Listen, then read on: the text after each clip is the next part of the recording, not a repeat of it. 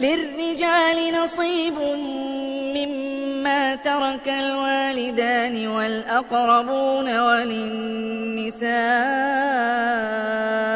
نصيب مما ترك الوالدان والأقربون مما قل منه أو كثر نصيبا مفروضا.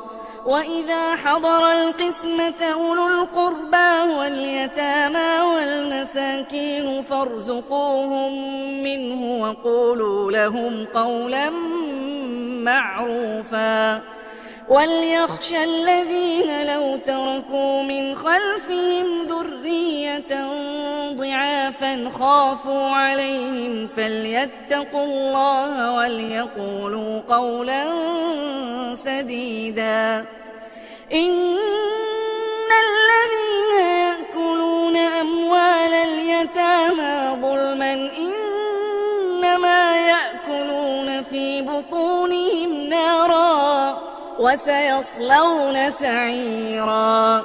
يوصيكم الله في أولادكم للذكر مثل حظ الأنثيين فإن كن نساء فوق 2 فلهن ثلثا ما ترك وإن كانت واحدة فلها النصف ولأبويه لكل واحد منهما السدس مما ترك إن كان له ولد فإن لم يكن له ولد وورثه أبواه فلأمه الثلث فإن كان له إخوة فلأمه السدس من بعد وصية يوصي بها أو دين.